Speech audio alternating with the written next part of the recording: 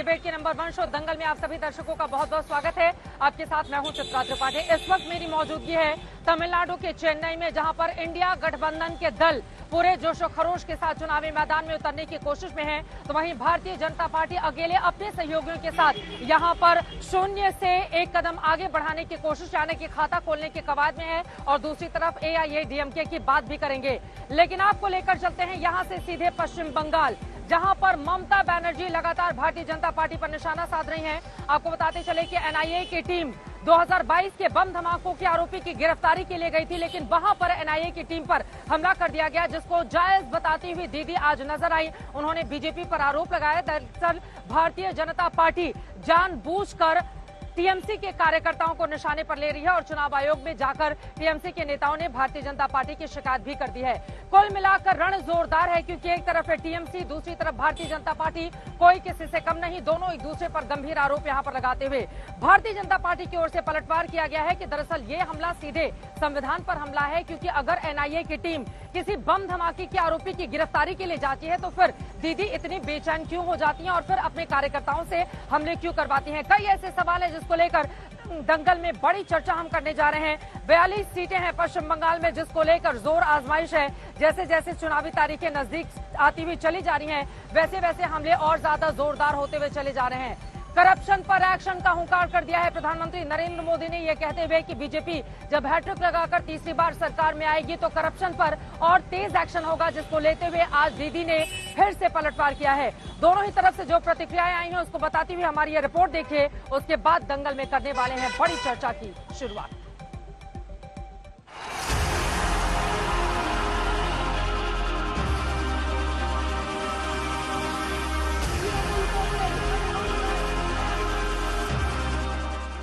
चुनाव के चंद दिन बचे हैं और सियासत चरम पर है।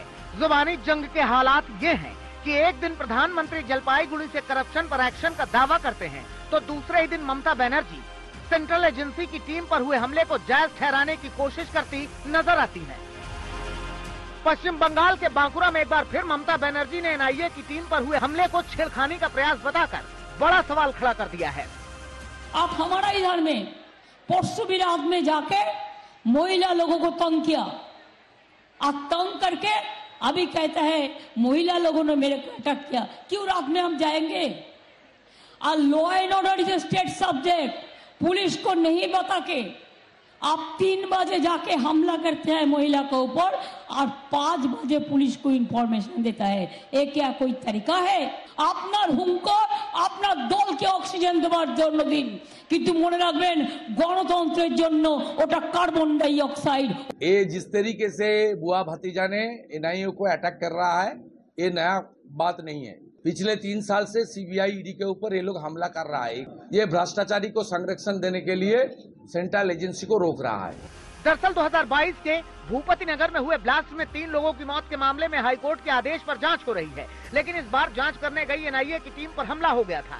NIA की कार तोड़ दी गई थी। ममता बनर्जी ने कहा कि जांच एजेंसी के लोग TMC के बूथ एजेंट को पकड़ने गए थे, जबकि NIA ने कहा है कि शनिवार 6 अप्रैल को NIA की टीम भूपति नगर के नरुआ बिला गाँव में गई थी। CRPF की निगरानी और महिला कांस्टेबल की मौजूदगी में 5 जगह तलाशी हुई।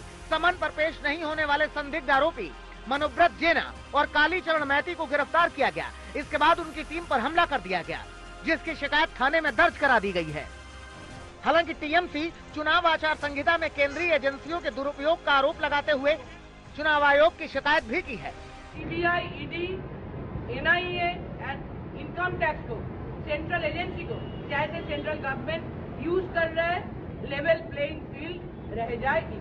चुनावी मौसम में TMC की तमाम शिकायतों के बावजूद मोदी सरकार की ओर से न तो करप्शन के खिलाफ एक्शन में कोई ढील दी जा रही है और न ही जांच एजेंसियां कोई कोताही कर रही हैं। ऊपर से PM मोदी ने जलपाईगुड़ी में भ्रष्टाचार को लेकर जो कहा, उसे लेकर भी ममता बनर्जी ने आपत्ति जताई है। मैं आपको गारंटी देता हूं, 4 जून के बाद भ्रष्टाचारियों के खिलाफ कार्रवाई और तेज होगी। প্রধানমন্ত্রীর পক্ষে এ ভাষা কি শোভা পায় যে 4 জুন নির্বাচন হয়ে গেলে चुन चुन के अरेस्ट करेगा, सबको जेल में भेजेगा। अरे अभी तो जेल हो गया, अभी तो हिंदुस्तान को जेल बना दिया।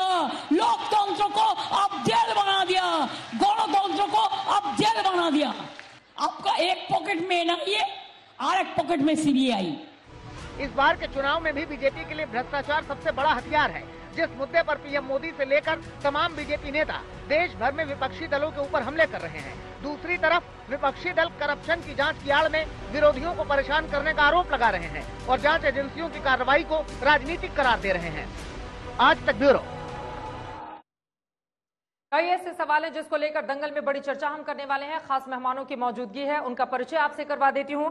हमारे साथ इस वक्त जुड़ चुके हैं पॉलिटिकल एनालिस्ट आशुतोष जी, प्रोफेसर संगीत रागी जी, राजनीतिक विश्लेषक, साथ ही हमारे साथ बीजेपी के प्रवक्ता सौरभ सिकदर भी कुछ देर में जुड़ेंगे और साथ ही टीएमसी सपोर्टर बादल देवनाथ भी मौजूद रहेंगे। लेकिन सबसे पहले आज तो आशुतोष जी आपसे ही शुरुआत करते हुए, ये जो मौजूदा स्थिति बनी हुई है, अब एनआईए की टीम अगर किसी के ऊपर गंभीर आरोप लगे हुए हैं धमाकों के, उसकी जांच के लिए भी नहीं जाए, क्या ये स्थिति इस देश के एक राज्य में उपस्थित कर दी जाएगी कि एनआईए की टीम पर ही हमला कर दिया जाएगा? आशुतोष जी, कैसे चित्रा जी एक बात जांच को आगे बढ़ाएंगे? चित्रा जी एक बात मुझे बिल्कुल समझ में नहीं आती है, वो ये है कि अगर एनआईए की टीम या सेंट्रल एजेंसी अगर जाती है तो फिर वो स्टेट गवर्नमेंट को इन्फॉर्म क्यों नहीं करती है, लोकल पुलिस को इन्फॉर्म क्यों नहीं करती है? क्या सेंट्रल गवर्नमेंट और एजेंसी ने समझ लिया है कि जो स्टेट गवर्नमेंट्स हैं वो उनके अधीनस्थ काम करते हैं या उनके वो कोई चपरासी जैसा उनके साथ व्यवहार कर रहे हैं आप? ये तो एक सेट प्रोसीजर है इस देश का कि सेंटर और स्टेट के बीच जो रिलेशनशिप है उसमें दोनों को एक दूसरे का सम्मान करना पड़ेगा। आप राजनीतिक तौर पर एक दूसरे के दुश्मन हो सकते हैं, राजनीतिक तौर पर एक दूसरे के विरोधी हो सकते हैं, लेकिन जब सेंट्रल गवर्नमेंट जब भी किसी स्टेट गवर्नमेंट में किसी काम के लिए जाएगी तो वहां के सरकार को इन्फॉर्म करेगी। तो वहां के सरकार को इन्फॉर्म क्यों नहीं करती है? अगर नहीं इन्फॉर्म करती है, अगर आप रातों रात किसी के घर में आप घुस जाएंगे तो फिर वहां पे किसी भी के लिए तैयार रहना पड़ेगा। मेरा साफ तौर पर मानना यह कि सेंटर स्टेट रिलेशनशिप को भारतीय जनता पार्टी की सरकार ने पिछले दिनों पूरी तरीके से तहस नहस करने का प्रयास किया। आप देख लीजिए, कोई भी ऐसा गवर्नर नहीं है जो विपक्ष राज्य शासित राज्यों में है और जिसका जो वहां की स्टेट गवर्नमेंट को कोऑपरेट करने के लिए तैयार हो, उनके साथ कोऑर्डिनेट करने के लिए तैयार हो। तमिलनाडु की गवर्नमेंट को सुप्रीम कोर्ट जाना पड़ता है, तेलंगाना की गवर्नमेंट को सुप्रीम कोर्ट जाना पड़ता है, आंध्र प्रदेश की गवर्नमेंट को सुप्रीम कोर्ट जाना पड़ता है, दिल्ली की सरकार को सुप्रीम कोर्ट जाना पड़ता है और वहां से रिलीफ मिलती। तो जो नरेंद्र मोदी जी ये कह रहे थे कोऑपरेटिव फेडरलिज्म की बात कहते हैं, वो कहां है कोऑपरेटिव फेडरलिज्म? अगर कोऑपरेटिव फेडरलिज्म है तो एनआईए हो, सीआरपीएफ हो या एक को देखकर दूसरे की आदत बना लेना भी तो कहा जा सकता है ना? नहीं, अगर एनआईए की टीम बम धमाकों के मामले के आरोपी, आप इस बात की गंभीरता को आशुतोष जी समझिए, बम धमाकों के आरोपी के ऊपर अगर इतने गंभीर आरोप लगे हों, कई धाराओं में मामला, उसके खिलाफ एक्शन हो रहा हो, तो उसको लेकर क्या एनआईए की टीम पर हमला कर दिया जाएगा? क्या सीधे नहीं माना जाए कि उस बम धमाके के आरोपी को भगाने की कोशिश की गई है, उस व्यक्ति को सपोर्ट किया गया है? क्या एनआईए हमारी जांच एजेंसियों को ये दिन देखने पड़ेंगे कि आपस में राजनीतिक दल जो भी राजनीति करती रहें, लेकिन चाहे वो मैं तो बात करती हूँ, चाहे वो पश्चिम बंगाल की पुलिस हो, चाहे वो एनआईए की टीम हो, चाहे वो ईडी हो, चाहे वो सीबीआई हो, क्या वहां पर आपको अधिकारी दिखाई नहीं देते जो ईमानदारी से अपना काम कर रहे हैं? एनआईए की टीम गई, आप चूंकि इन्फॉर्म करके नहीं आए हैं तो हमला कर दो, क्या ये स्थिति होगी इस देश में? हमारे अधिकारियों के साथ ये सुलूक किया जाएगा? एक चीज समझनी पड़ेगी, ये देश संविधान के हिसाब से चलेगा, ये देश जो है वो मोदी सरकार के हिसाब से नहीं चलेगा। संविधान कहता है कि सेंटर और स्टेट के बीच में कोऑपरेशन होना चाहिए, यही तो फेडरलिज्म की परिभाषा है। और आपको अगर लगता है कि मैं उनके घर में घुस जाऊंगा तो ये तो नहीं हो सकता ना। आपको वहां की पुलिस से संपर्क करने में, उनका साथ लेने में, उनका कोऑपरेशन करने में क्या प्रॉब्लम है? और अगर मान लीजिए पुलिस कोऑपरेट नहीं करती है तो फिर आप कोर्ट में जाइए और कोर्ट से कहिए कि स्टेट गवर्नमेंट हमें कोऑपरेट नहीं कर रही है। अगर स्टेट गवर्नमेंट तब भी कोऑपरेट नहीं कर रही है तो धारा 356 लगा दीजिए, कहिए ना कि वहां पे कॉन्स्टिट्यूशनल ब्रेकडाउन हो गया। लेकिन आप दरअसल किसी भी स्टेट गवर्नमेंट के साथ आप कोऑपरेट नहीं करना चाहते। जितने आज गवर्नर हैं विपक्षी राज्यों के अंदर, ये सारे के सारे गवर्नर जो है वहां की मौजूदा सरकार को उखाड़ने में लगे हैं। अगर राज्य सरकार को इन्फॉर्म नहीं किया जाएगा तो फिर क्या ये स्थिति बनेगी और इसके लिए जिम्मेदार कौन है? मैं सवाल पर आऊंगी, लेकिन उसके पहले एक बड़ी खबर आ रही है, सीधे उसका हम रुख कर लेते हैं। आपको बताते चले, चुनाव आयोग के बाहर टीएमसी की ओर से विरोध प्रदर्शन किया जा रहा है। इलेक्शन कमीशन के दफ्तर के बाहर प्रोटेस्ट किया जा रहा है, टीएमसी की ओर से प्रोटेस्ट लगातार किया जा रहा है। दरअसल आपको बताते चले, ममता बनर्जी ने कहा है कि बीजेपी केंद्रीय जांच एजेंसियों का इस्तेमाल विरोधी दलों को डराकर वसूली करने के लिए कर रही है और टीएमसी की ओर से आप ये देख पा रहे हैं किस तरह से विरोध प्रदर्शन, जो बड़ी खबर निकलकर सामने आई है। टीएमसी ने चुनाव आयोग को शिकायत की है कि आचार संहिता के बावजूद केंद्रीय एजेंसियां बीजेपी विरोधी दलों पर कार्रवाई कर रही हैं, उन्हें लेवल प्लेइंग फील्ड नहीं दिया जा रहा है। पीयूष मिश्रा हमारे संवाददाता जुड़ चुके हैं ज्यादा जानकारी के साथ। पीयूष, क्या स्थिति बनी हुई है? टीएमसी के इन लोगों का क्या एजेंडा है, क्यों प्रदर्शन किया जा रहा है? पीयूष जी बिल्कुल चित्रा, इस वक्त मैं आपको बता दूं कि टीएमसी के सांसद इलेक्शन कमीशन ऑफ इंडिया निर्वाचन आयोग के मुख्यालय के ठीक बाहर धरने पर बैठ गए हैं। कुछ देर पहले वो यहाँ पहुंचे थे, जिसमें उन्होंने जो इलेक्शन कमीशन के अधिकारी हैं उनसे मुलाकात की। वो दरअसल अपनी कंप्लेन यहाँ पर लेके आए थे कि एनआईए के द्वारा जो एक्शंस किए जा रहे हैं वो कहीं ना कहीं गलत है और सेंट्रल एजेंसीज का जो दुरुपयोग बीजेपी सरकार के द्वारा किया जा रहा है। तस्वीर में आप देख सकते हैं जो टीएमसी के सांसद हैं, डेरेक ओब्रायन, डोला सेन, सागरिका घोष, शांतनु सेन और सभी के सभी यहाँ पर बैठे हुए हैं। लगभग 10 सांसद हैं तृणमूल कांग्रेस के, वो यहाँ पर धरने पर बैठ गए। वो ये मांग कर रहे हैं कि NIA, CBI, ED, income tax के जितने भी चीफ्स हैं, उनके जो अधिकारी हैं, उनके जो मुखिया हैं, उन सभी को हटाया जाए और जब तक उनको नहीं हटाया जाएगा तब तक वो यहाँ पर धरने पर बैठे रहेंगे।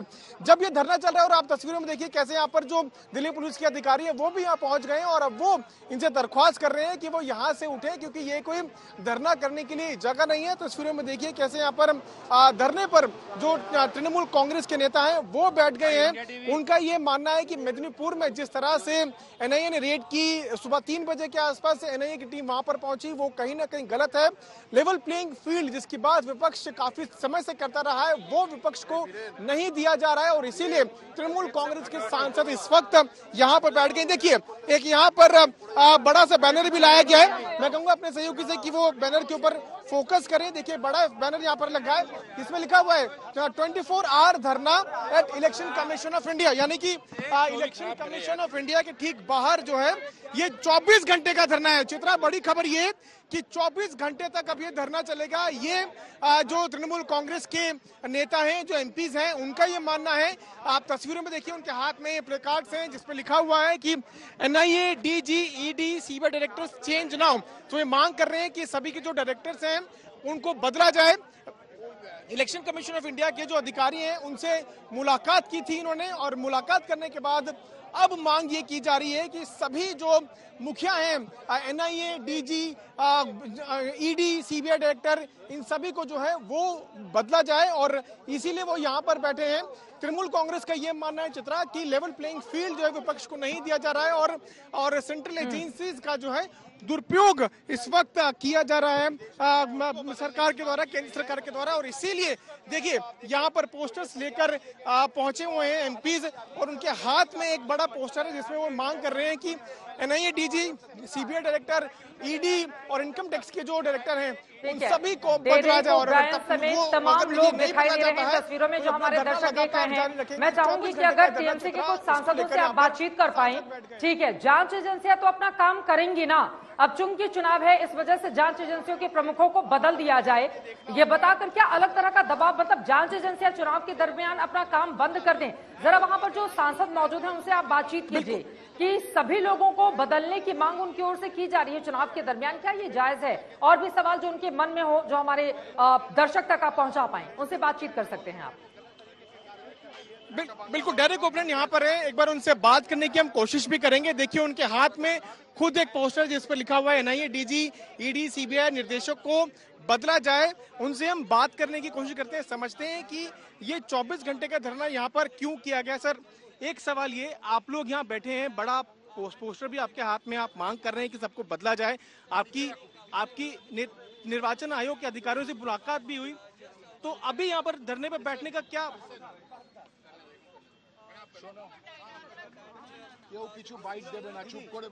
अभी मीडिया से बात करने के लिए मना कर रहे हैं। अभी उन्होंने कहा कि वो मीडिया से बात नहीं करेंगे, लेकिन तस्वीरों में आप देख सकते हैं कैसे यहाँ पर जो तृणमूल कांग्रेस के सांसद हैं वो यहाँ पर बैठ गए हैं और उनके हाथ में बड़ा सा पोस्टर है, बैनर है और यहीं पर इलेक्शन कमीशन ऑफ इंडिया के ठीक बाहर ये सभी के सभी जो सांसद हैं वो बैठ गए हैं, जिसमें डेरेक ओब्रायन आपको दिख रहे होंगे, डोला सेन है, यहाँ पर सागरिका घोष है, साथ ही साथ शांतनु सेन है। ये सभी जो सांसद हैं वो इस वक्त धरने पर इलेक्शन कमीशन ऑफ इंडिया के ठीक बाहर बैठ गए हैं। ये मेन हेडक्वार्टर है दिल्ली में, चित्रा आपको बता दें, और यहाँ पर जो राजनीतिक दल हैं वो अमूमन चुनावों के दौरान आते हैं, अपनी कंप्लेंट लेकर आते हैं। आज एक बड़ी कंप्लेंट, बड़ी बात रखने के लिए तृणमूल कांग्रेस के जो सांसद है वो यहाँ पहुंचे और एक बड़ा सा बैनर भी पीछे लगा दिया गया है। जिस तरह की कार्रवाई चल रही है उसके मद्देनजर टीएमसी के ये तमाम सांसद और नेता चाहते हैं कि जितनी भी केंद्रीय जांच एजेंसियां हैं सभी के प्रमुखों को बदल दिया जाए। और संभवतः ऐसा देश में पहली बार हो रहा है जब किसी पार्टी की ओर से चुनाव के दौरान इस तरह की मांग की जा रही है। तमाम खास मेहमान दंगल में लगातार हमारे साथ जुड़े हुए हैं। फिलहाल आपका बहुत धन्यवाद, आगे भी जानकारी आपसे लेते रहेंगे। टीएमसी के नेता जब बोलने के लिए तैयार होंगे तो सौरभ सिकदर जी, सीधे आपके पास आते हुए, अब भारतीय जनता पार्टी के ऊपर ये जो गंभीर आरोप लग रहे हैं कि जांच एजेंसियों का इस्तेमाल वो चुनाव को जीतने के लिए विरोधी दलों को परेशान करने के लिए कर रही है। 24 घंटे का ये धरना है चुनाव आयोग दिल्ली दफ्तर के सामने, क्या है इस पर टिप्पणी आपकी? सौरभ सिकदर जी।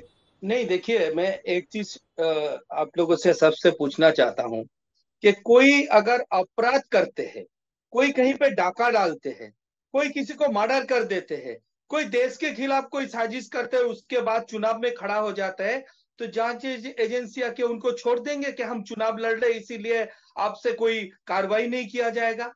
और जो मांग ये लोग कर रहा है, मैं स्पष्ट करके बोलना चाहता हूं, दूसरे पुलिस छोड़ के दूसरे एजेंसियों का इलेक्शन के साथ कोई प्रत्यक्ष योगायोग नहीं होता है। इसीलिए जब विरोधी दल या शासक दल जब कोई पुलिस अधिकारी के खिलाफ बोलते हैं, क्योंकि पुलिस अधिकारी का डायरेक्ट चुनाव के साथ रिलेशन होता है, चुनाव का लॉ एंड ऑर्डर पुलिस अधिकारी देखते हैं, जो सेंट्रल फोर्स का मुतयन होता है वो भी पुलिस अधिकारी देखते हैं, तो इसीलिए स्टेट एडमिनिस्ट्रेशन के ऊपर हम कंप्लेन करते हैं, उसको चेंज किया भी जाता है। लेकिन ईडी, सीबीआई या एनआईए का चुनाव के साथ क्या संबंध है? क्या चुनाव प्रक्रिया में ईडी, सीबीआई या एनआईए का कोई प्रत्यक्ष रोल है? एक तो यह स्पष्ट कर दे।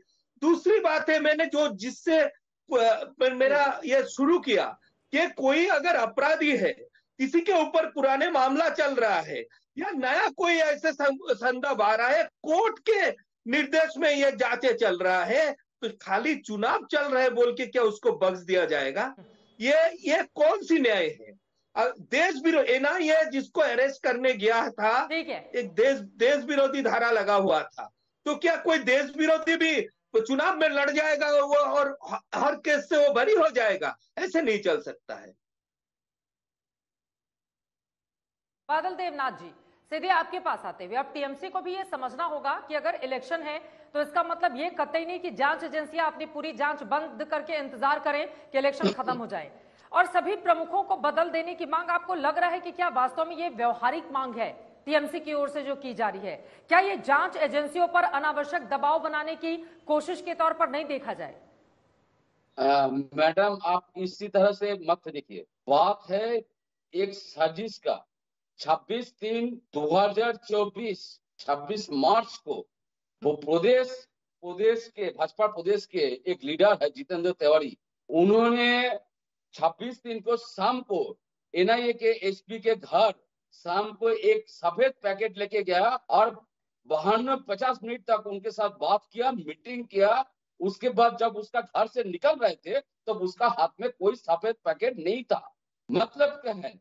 मतलब और एक बात है, एनआईए जो एक यहाँ पर का जब विरोधी नेता है शुभेंदु अधिकारी, उनका खास इलाका में वहाँ का जो लोकसभा चुनाव का जो सीट है, आसन है, वहां पर जीतने के लिए जो साजिश किया, वहां पर एक एक अंचल, एक एक शहर में कौन कौन टीएमसी लीडर को गिरफ्तार करना होगा, इसका साजिश किया भाजपा ने। और जितेंद्र तिवारी का जो वहां पर जो इसके पास गया, इसके लिए आज इलेक्शन कमीशन के पास धरना दे रहा है। इलेक्शन कमीशन ये जांच हाई कोर्ट के निर्देश से चल रहा है। तीसरा बात है मैडम, तीसरा बात है एनआईए 2022 का जो जांच था, 2022 का लोकसभा चुनाव के समय टीएमसी के एक एक कार्यकर्ता को गिरफ्तार करना एनआईए को लेके, ये तो भाजपा का प्रदेश भाजपा और सेंट्रल जो होम मिनिस्टर है, इन लोगों का जो साजिश है, इसके खिलाफ गया। जो एनआईए सीबीआई जो डायरेक्टर है, जो एसपी है, इन लोगों को अभी इलेक्शन से समय इन लोगों को हटाना चाहिए, क्योंकि इन लोग भाजपा के पक्ष में काम कर रहा है। इसलिए देवनाथ जी, बार बार आप लोग ये जो आरोप लगाते हैं, यही एनआईए, यही ईडी, सीबीआई, यही सारी पार्टियां थी जब आपने 2019 के चुनाव में बीजेपी से ज्यादा सीटें जीती थी। 22 सीटें आपको मिली थी, 18 सीटें बीजेपी को मिली थी, 2 सीटें उधर कांग्रेस के खाते में गई थी। यही जांच एजेंसियां थी। ऐसा तो है नहीं कि बीजेपी को क्लीन स्वीप वहां पर करवा दिया गया था। जनता जो फैसला देगी, और ये जो बार बार आरोप लगा देना लोकतंत्र खतरे में है, ये है वो है सर, उसी लोकतंत्र के जरिए ममता बनर्जी ने प्रचंड अपनी बहुमत वाली सरकार भी 2021 को बनाई है। तो जब आप जीते तब तो सब बहुत बढ़िया है, तब लोकतंत्र बिल्कुल सही चल रहा है। जब कोई दूसरी पार्टी जीतने लगे तो फिर लोकतंत्र वहां पर खतरे में हो जाता है। लेकिन आपने जो आरोप लगाए हैं, जल्दी से मैं संगीत रागी जी को लेकर आना चाहूंगी डिबेट में। मैडम 5 सेकंड और 5 सेकंड बोलिए मैडम, प्लीज 5 सेकंड दीजिए। जो शिक्षा मंत्री था, पहले जो शिक्षा मंत्री था पार्थो चट्टोपाध्याय, मैडम 70 साल उम्र है, 1 साल 9 महीना जेल में है, लेकिन आज तक सीबीआई ने एक भी प्रूफ, एक भी चार्जशीट अभी तक कोर्ट में पेश नहीं किया। उसके पास कोई प्रूफ नहीं है। एक 70 साल उम्र आदमी जो पार्थो चट्टोपाध्याय है, पार्टी को सस्पेंड किया गया, वो ना विधायक है, ना मंत्री है, ना कुछ नहीं, लेकिन 1 साल 9 महीना हो गया मैडम, आज तक एक भी प्रूफ नहीं मिला सीबीआई को। लेकिन एक बुजुर्ग आदमी वो जेल में है 1 साल 9 महीना। इसलिए हम सब कह रहे हैं खास में तो अंतर कर नहीं सकती सर, इस देश की कोर्ट की प्रक्रिया हम सब जानते हैं कि वहां पर कोई भी मामला अगर जाता है तो वो कितने स्लो तरीके से, कितना लंबा खिंचता है, और जब तक वहां से पाक साफ होकर कोई बाहर नहीं निकल जाता तब तक तो वो आरोपी है। लेकिन संगीत रागी जी, मैं सीधे आपके पास आते हुए, ठीक है सर आपकी बात हो गई, दूसरों को भी मौका देते हैं। संगीत रागी जी, लेकिन अगर राज्य सरकार को भरोसा में लिए बगैर एनआईए की टीम वहां पर जाएगी, कार्रवाई करेगी, तो क्या ये जायज है? अगर राज्य सरकार की पुलिस को वहां पर पता नहीं होगा कि एनआईए की टीम किसी को पकड़ने आ रही है, आधी रात को इस तरह की कार्रवाई होगी तो हमला होगा, जैसा कि टीएमसी की ओर से कहा जा रहा है, तो फिर क्या गलत है? राज्य सरकार को भरोसे में लेने में क्या दिक्कत है केंद्रीय एजेंसियों को? देखिए चित्रा जी, कायदे से तो यही होना चाहिए, लेकिन पश्चिम बंगाल एक अजूबा उदाहरण है जहां मुख्यमंत्री अपने पुलिस कमिश्नर के लिए धरने पे प्रदर्शन करती हैं। वहां की मुख्यमंत्री ऐसी हैं जो CBI, NIA, ED, income tax, इन सारियों एजेंसियों को पिटवाने में अपनी बहादुरी समझती है। हमने देखा है कि चुनाव आयुक्त के लोगों पर भी वहां पर हमले हुए हैं, ईडी पर भी हमले हुए हैं, सीबीआई पर भी हमले हुए हैं, तो कोई भी ऐसी एजेंसी नहीं है जिसको उन्होंने छोड़ा नहीं। एक आपने देखा कि संदेश खाली में किस प्रकार से ममता बनर्जी एक गुंडे और एक अपराधी को बचाने का काम करती है। जब आपके राज्य की पुलिस गुंडों के साथ खड़ी हो जाए, जैसा कि सीपीएम के जमाने में होती थी, सरकार और पुलिस में कोई सरकार और पार्टी में कोई अंतर नहीं बच गया था। सीपीएम की गुंडाई यहीं से चलती थी और ममता बनर्जी ने उसी को ले लिया है।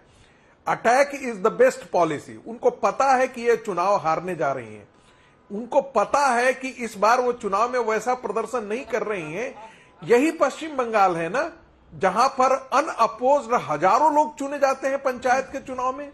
यही वो पश्चिम बंगाल है ना जहां पर टेरर के डर से चुनाव के पश्चात लोगों को अपने घर खाली छोड़ करके भाग जाने पड़ते हैं।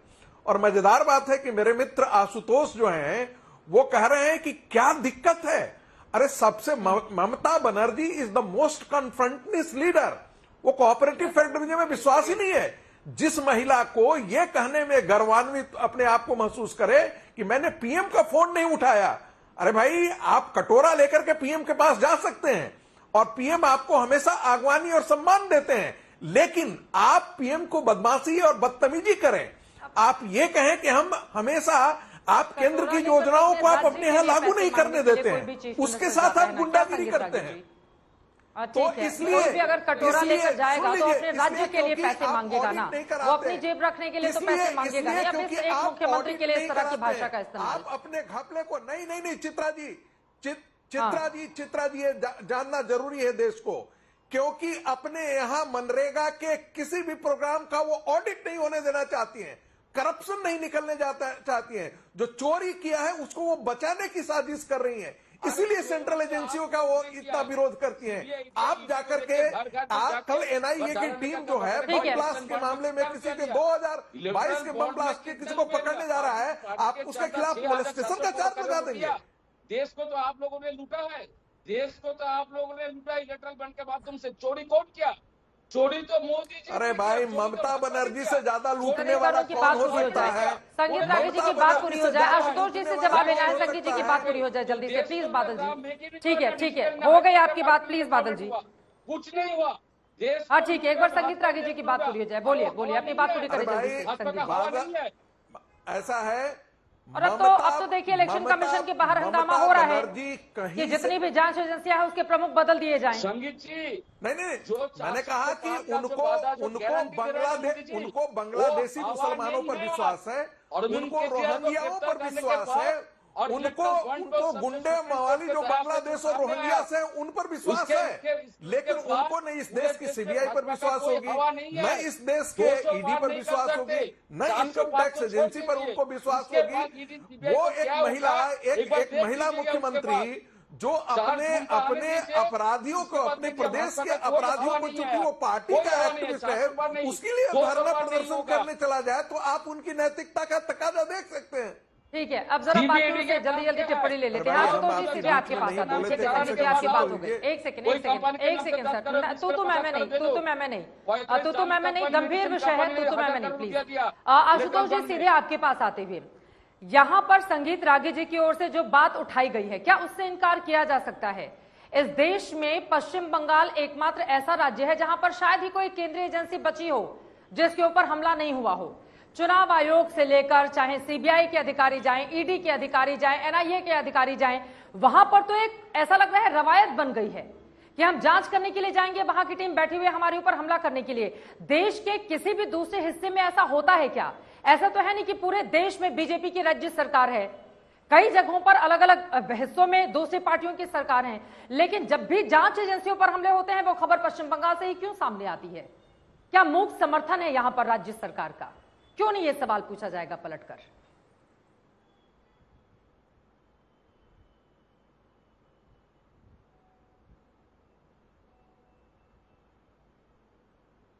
आशुतोष जी आपसे ही सवाल है। म्यूट है आप, म्यूट है, प्लीज अनम्यूट कर लिया अपने आप। चित्रा जी, अगर मैं आपको ये बोलूं कि आप महिला एंकर हैं, बार बार, तो इसका क्या मतलब है? अरे भाई, ममता बनर्जी एक मुख्यमंत्री हैं, आप उनको बार बार महिला मुख्यमंत्री कह के क्या साबित करना चाहते हैं? ये गलत है। ये बेसिकली मैं इसके पक्ष में नहीं हूं। वो मुख्यमंत्री हैं और माफ करिएगा, लगातार तीसरी बार भारी बहुमत से भारतीय जनता पार्टी को हरा के जीती हैं, भारी बहुमत से हरा के जीती हैं। वो किसी के रहमो करम पे नहीं, सच बात है, उसी ईवीएम ने जिताया है। दिलचस्प बात तो ये है आशुतोष जी कि उसी ईवीएम ने जिताया है। हाँ, अपनी बात को आगे बढ़ाइए। अब इसलिए मैं ये कह रहा हूं कि अब, और दूसरी बार बंगाल के बारे में ये तस्वीर पेंट करना कि वहां तो वायलेंस होता है, तो क्या पूरे पश्चिम बंगाल के लोगों को आप मान मर्दन की कोशिश कर रहे हैं? ये गलत है। तीसरी बात, अगर मान लीजिए पश्चिम बंगाल की सरकार कोऑपरेट नहीं करती है तो आपको चाहिए। बिल्कुल आशुतोष जी, आप बंगाल में नहीं रहते, आपको हाईकोर्ट जाइए, वहां से रिलीफ लेकर आइए, वहां से ऑर्डर लेकर आइए। और अगर आप तब भी नहीं होता है तो आपके पास धारा 356 है, आप धारा 356 का इस्तेमाल करिए और कहिए कि यहां सरकार कानून के हिसाब से नहीं चल रही है, लिहाजा हम बर्खास्त करते हैं। यहाँ पे आप संविधान के हिसाब से नहीं चलना चाहते, आप दरअसल एनआईए को पूरी खुली छूट दे देना चाहते हैं। अभी संजय सिंह के मामले में क्या हुआ? 6 महीने तक आपने जेल के अंदर रखा। जब सुप्रीम कोर्ट से डांट पड़ी एनफोर्समेंट डायरेक्टरेट को और कहा कि हम इनको बेल देने वाले हैं, अगर हमने इनको बेल दे दिया तो एनफोर्समेंट डायरेक्टरेट के पास को क्या होता? एनफोर्समेंट डायरेक्टरेट को कब समझ में आ गया कि उनसे गलती हो रही है, पकड़ी गई गलती, तो उन्होंने कहा कि ठीक है आप बेल दे दीजिए उनको। मैं एक ही सवाल खड़ा करना चाहता हूं, अगर ईडी, एनआईए, सीआरपीएफ अगर ये राज्य सरकार का सम्मान नहीं करेगी और अगर वहां घुसने के पहले अगर पुलिस को इन्फॉर्म नहीं करेगी, तो फिर ये सिर्फ बंगाल में नहीं, ये देश के हर राज्य में यही होगा। पिछले दिनों तमिलनाडु में भी इसी तरीके से हुआ था। तो ये समझना चाहिए सेंट्रल गवर्नमेंट को। और जो लोग नहीं, लेकिन ये कहीं और नहीं होता है ना, ज्यादातर खबरें बंगाल से ही आती है, ये सवाल है। और बार बार महिला मुख्यमंत्री, यकीनन जो मुख्यमंत्री की कुर्सी पर बैठा हुआ है उसको महिला पुरुष कहकर नहीं देखना चाहिए, वो मुख्यमंत्री है राज्य का। लेकिन ये बात भी तो सच है ना, ईवीएम को लेकर सवाल, भैया उसी ईवीएम से लगातार 2011 से आप मुख्यमंत्री बनी हुई हैं। दूसरी तरफ अगर जांच एजेंसियों को लेकर सवाल पूछा जाएगा तो उसी ईवीएम या जांच एजेंसियां तो पहले भी थी, ऐसा है नहीं कि बीजेपी आज आ गई है। 2014 से जांच एजेंसियां जांच कर रही है ना, लेकिन 14 में भी आपकी सीटें ज्यादा थी, 18 में भी, 2019 में भी बीजेपी से आपको ज्यादा लोकसभा की सीटें मिली थी। तो ये भी सच्चाई है ना, बार बार ये कहना कि नहीं भैया हमको लेवल फील्ड नहीं मिल रहा है, हमको तो चुनाव लड़ने नहीं दिया जा रहा है, कार्यकर्ताओं को फंसाया जा रहा है। इस तरह की बात कहकर जांच एजेंसियों को कटघरे में खड़ा करना, ये क्या जायज हो सकता है? इस सवाल का मैं जवाब लूंगी, लेकिन आपको बताते चले 24 घंटे के धरने पर बैठे हुए हैं टीएमसी सांसद। बड़ी खबर, बड़ी जानकारी, टीएमसी सांसदों का विरोध प्रदर्शन लगातार जारी है, जो जानकारी हम आपको दे रहे हैं। और इन सब के बीच जो बड़ी खबर, बड़ी जानकारी निकलकर सामने आई है, आपको बता दें कि वो मानने को तैयार नहीं है और उनका यही कहना है कि टीएमसी नेताओं को हटा रही है फिलहाल पुलिस। यह खबर सामने आई है, टीएमसी नेताओं को वहां से हटाने की कोशिश की जा रही है। और चुनाव आयोग के बाहर टीएमसी का जो विरोध प्रदर्शन चल रहा है, जिसमें टीएमसी के तमाम सांसदों की मौजूदगी है, वहां पर आप तस्वीरों में देख रहे हैं कि किस तरह से नेताओं को हटाने की कोशिश लगातार की जा रही है, लेकिन टीएमसी के सांसद मानने के लिए बिल्कुल तैयार नहीं है। क्या हमारे रिपोर्टर हैं क्या ग्राउंड से, अगर हम उनके पास चल पाए?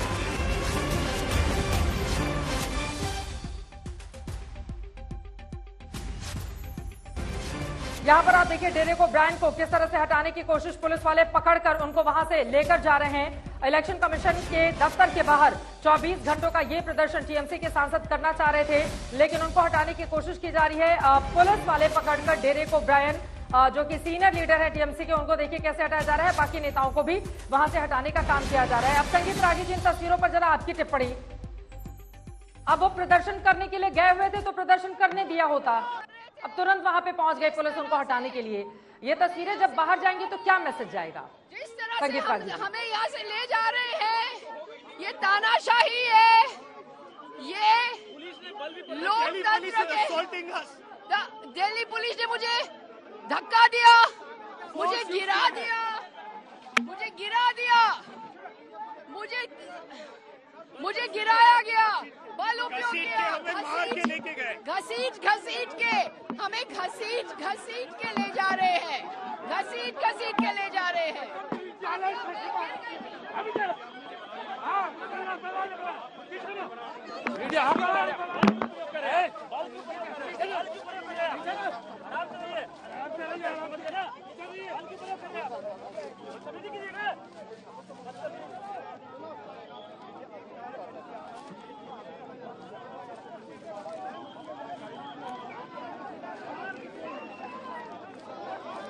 नागरिका घोष और डेरेक ओब्रायन, इन तमाम नेताओं को आप सुन रहे थे किस तरह के आरोप लगा रहे हैं। हमारे संवाददाता ग्राउंड जीरो से मौजूद हैं, सीधे उनका रुख कर लेते हैं।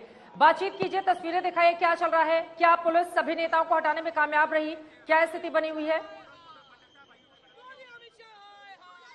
जी बिल्कुल, आपको बता दें चित्रा कि तृणमूल कांग्रेस के सांसदों का ये आरोप है कि एनआईए की टीम जब बंगाल पहुंची तो वहां पर जो लोकल पुलिस है उनको इन्फॉर्म नहीं किया गया और वहां पर रेड की गई, और इसीलिए यहां पर अब जितने भी सांसद हैं वो बैठ गए हैं। लगभग 9 सांसदों को दिल्ली पुलिस की टीम ने यहां से डिटेन कर लिया है। डोले सिंह यहाँ पहुंची, यहाँ बैठी हुई है, उनसे बात करते हैं वो ये क्या कह रही है। क्यों ले जाएंगे बताइए? हमारे साथ केंद्रीय से संभालिए। हम तस्वीरों में देखिए चित्रा की डोलो सेन को यहाँ से अब दिल्ली पुलिस की जो महिला कर्मी है वो डिटेन कर रही है, और इससे पहले जो बाकी 9 सांसद हैं उनको यहाँ से डिटेन किया जा चुका है। हालांकि डोला सिंह जो है यहाँ से उठने के लिए बिल्कुल तैयार नहीं है, और आप देखिए कैसे जो है लगातार झड़प की तस्वीरें यहाँ पर आ रही हैं, जिसमें डोला सिंह जो है उनको अब यहाँ से डिटेन किया जा रहा है। जो दिल्ली पुलिस के जो अधिकारी है वो यहाँ पे जो जितने भी सांसद हैं तृणमूल कांग्रेस को, उनको लेकर जा रही है। तृणमूल कांग्रेस के सांसद लगभग 4 बजे के आसपास से निर्वाचन आयोग के दफ्तर पहुंचे थे।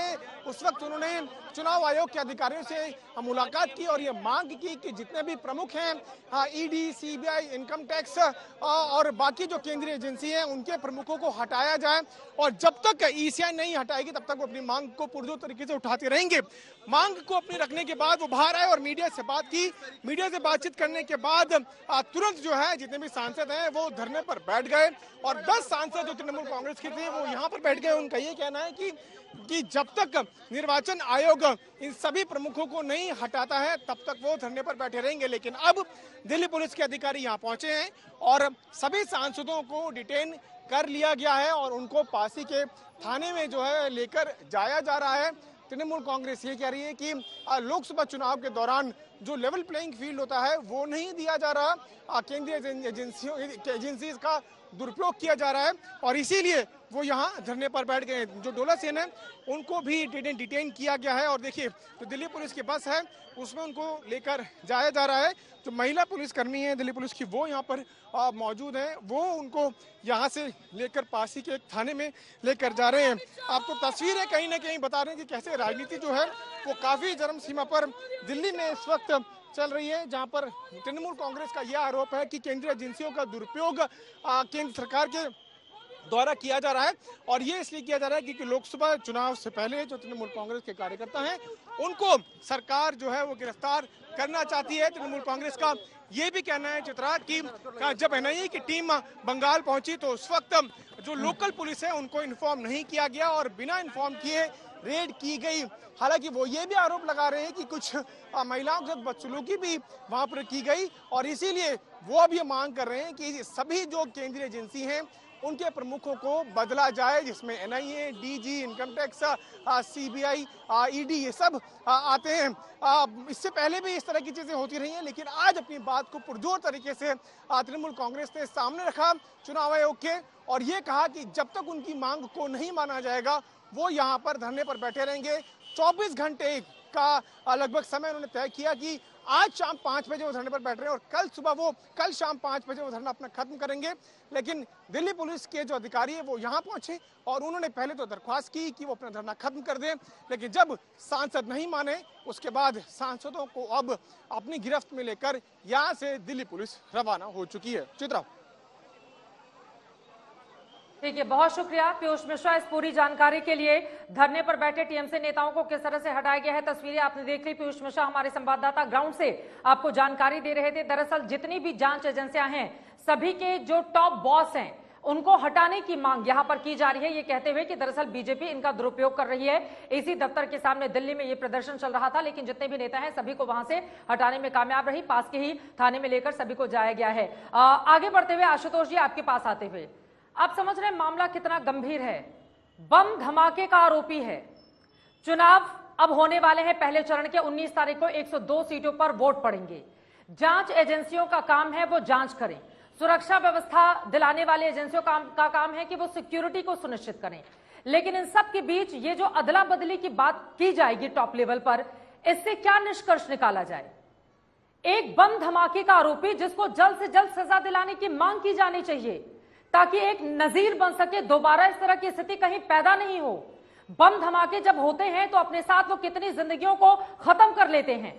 जब बम धमाके के आरोपी को आप बचाने के लिए इस तरह का धरना प्रदर्शन करने लगे, इस तरह से सड़क पर आ जाए सांसद, इसका मतलब आप समझ रहे हैं जो बीजेपी की ओर से आरोप लगाया जा रहा है आशुतोष जी कि संविधान पर यह खतरा नहीं है, ये जांच एजेंसियों को टारगेट किया जा रहा है ताकि बम धमाके के आरोपी को बचा लिया जाए।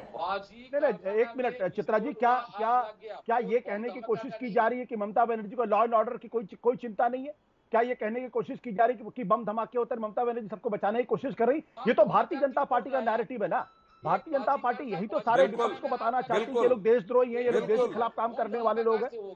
ये नैरेटिव ही दरअसल इस देश के अंदर केंद्र और राज्य के बीच में एक तनाव पैदा कर रहा। अब जो तस्वीर अभी मैं देख रहा हूं इस वक्त, जिस तरीके से सांसदों को उठाया जा रहा है, क्या ये भारत की तस्वीर बेहतर कर रहा है? अरे भाई, अगर सांसद और वो सम्मानित सांसद है, आप उनको रिक्वेस्ट करिए, और अगर नहीं है, अगर वो वहां धरना ही दे रहे हैं तो इससे कौन सी आफत आ जा रही है? आप उनको मुर्गों की तरह उठा के लेके जा रहे हैं, आप उनको धक्का दे रहे हैं, आप उनके साथ गलत व्यवहार कर रहे हैं, तो इससे कौन सी तस्वीर जा रही? क्या इन सांसदों का सम्मान नहीं है? क्या इससे संसद की गरिमा का अपमान नहीं हो रहा है? तो अगर इस देश के अंदर अगर आप सांसदों के साथ इस तरीके से दुर्व्यवहार करेंगे तो कैसे? चित्रा जी, मुझे एक टिप्पणी करने दीजिए। चित्रा जी, क्या ये सांसदों के द्वारा मर्यादित व्यवहार किया गया? क्या ये सांसद गरिमा के लायक हैं? क्या इनका व्यवहार गरिमापूर्ण था? क्या चुनाव आयोग के आगे धरना प्रदर्शन करने से पहले इनको अनुमति लेनी चाहिए थी या नहीं? मैं आपके इस स्टेटमेंट की निंदा करता हूं। ये देश के सम्मानित सांसद हैं, आप उनके बारे में इस तरीके से अप्रिय बातें नहीं कर सकते। क्या सम्मानित सांसद है? सम्मानित सांसद का मतलब है कि बम विस्फोटक को जाकर के बम विस्फोट करने वाले के प्रतिरक्षा में है। सांसदों की गरिमा इसमें है। बिल्कुल उनको मुर्गों की तरह जो उठाया गया वो बिल्कुल ठीक किया गया। आप उनको वो बिल्कुल गरिमा के लायक नहीं है। वो बिल्कुल गरिमा के लायक नहीं है। संसद का अपमान है। जो सांसद गुंडों अपराधियों की रक्षा के लिए आगे, उन सांसदों को गरिमापूर्ण व्यवहार किया जाना चाहिए। बिल्कुल नहीं, कृपया उन लोगों के साथ अपराधी की तरह ही व्यवहार किया जाना चाहिए। किसी इस देश के अंदर कोई भी आदमी जो शांतिपूर्ण तरीके से अहिंसक तरीके से आम आदमी पार्टी के स्पोक्स पर्सन राजेश गुप्ता जी भी हमारे साथ बहुत देर से जुड़े हुए हैं, उनके पास मैं नहीं जा पाई थी। जल्दी से राजेश गुप्ता जी टिप्पणी। जांच एजेंसियों को लेकर आम आदमी पार्टी भी हमलावर है। ऐसा लग रहा है कि अब दिल्ली से लेकर देश के दूसरे हिस्सों तक जांच एजेंसियों को कटघरे में खड़ा करो और एक अलग तरह का नैरेटिव इकट्ठा करो। क्या ये कोशिश की जा रही है? टिप्पणी माफी के साथ आपके पास में नहीं आ पाई थी। राजेश जी अपनी बात जी, मुझे 2 मिनट दीजिएगा, मुझे 2 मिनट दीजिएगा, थोड़ा लेवल प्लेइंग फील्ड यहाँ पे पैनलिस्ट के साथ भी हो जाए। मेरा ये कहना है कि जिन जांच एजेंसियों की आप बात कर रही हैं, उन्हीं जांच एजेंसियों के लिए सुप्रीम कोर्ट ने कहा, जब आदरणीय जी आपका बहुत बहुत धन्यवाद, कि जो मिश्रा जी थे, डायरेक्टर थे ईडी के, उसके लिए सुप्रीम कोर्ट को कहना पड़ा कि आपको इनको बार बार एक्सटेंशन क्यों देना पड़ रहा है। उन्होंने केंद्र सरकार से पूछा और जब तीसरी बार भी एक्सटेंशन दिया तो केंद्र सरकार सुप्रीम कोर्ट ने उसको अवैध घोषित कर दिया। क्या और कोई डायरेक्टर बनने के लायक नहीं था ईडी के अंदर? यही काम स्विस बैंक ऑफ इंडिया, जिसको पहले हम एसबीआई मानते थे, अब उसकी फुल फॉर्म आजकल हो गई स्विस बैंक ऑफ इंडिया, उसके डायरेक्टर साहब जिनका नाम दिनेश खारा जी था और उनके एमडी साहब यानी कि अश्विनी तिवारी जी, उनको भी इसी तरीके से एक्सटेंशन दिया गया। ये वही लोग हैं जिन्होंने इतना लंबा समय मांगा कि इलेक्टोरल बॉन्ड की जानकारी ये सुप्रीम कोर्ट ने को नहीं दे पाएंगे, और जब सुप्रीम कोर्ट ने इनको लताड़ा, इन्होंने एक दिन में दे दिया। तो ये वो अधिकारी हैं जो एक नेक्सस का हिस्सा बन चुके हैं। भारतीय जनता पार्टी ना सिर्फ 39 दलों के साथ में चुनाव लड़ रही है, इसके अलावा उनके पास में ईडी, सीबीआई, इनकम टैक्स नाम के और टूल हैं जिनके डायरेक्टर्स, जिनके एमडी को अपने साथ लेकर चलती है। इसीलिए शायद तृणमूल के साथी जो ये प्रदर्शन कर रहे हैं वो शांतिपूर्ण प्रदर्शन भी नहीं कर सकते। और इलेक्शन कमीशन की आप बात कीजिए, जब सीधे सीधे एक बात आई कि जो बोर्ड बनेगा उसमें chief justice of India, prime minister of India और एलओपी होंगे, आप उसके अंदर से चीफ जस्टिस ऑफ इंडिया को हटा देते हैं। क्यों? क्या आपको लगता है वो न्यूट्रल नहीं है? आप उनकी जगह एक यूनियन मिनिस्टर को लेते हैं भारत सरकार के, ताकि 2 लोग, 3 में से 2 हमेशा केंद्र सरकार के हो जाए। तो किसी एजेंसी के ऊपर इल्जाम तो आप खुद लगवा पा रहे हैं, क्योंकि आप किसी और को आने नहीं दे रहे। आप उन्हीं लोगों को बैठाते हैं, उन्हीं से काम कराते हैं। वही ईडी जब जांच करती है तो शरद रेड्डी से कहती है कि 8 बार शरद रेड्डी कहते हैं कि अरविंद केजरीवाल जी से मेरे कोई लेना देना नहीं है, तो उनके बयान बार बार लिए जाते हैं। 9वीं बार में जब शरद रेड्डी कह देते हैं, राजेश जी आज के लिए मैं आपसे माफी चाहूंगी, समय हमें इतने की इजाजत देता है, लेकिन आगे आने वाले वक्त में मैं जरूर आपके समय को मैनेज कर दूंगी। फिलहाल के लिए आप तमाम मेहमानों का बहुत धन्यवाद हमारे साथ चर्चा का हिस्सा बनने के लिए। कुल मिलाकर जांच एजेंसियों पर राजनीति तेज है। अब देखिए इस पूरे मामले में आगे क्या होता है, इस पर लगातार आज तक की नजर बनी रहेगी।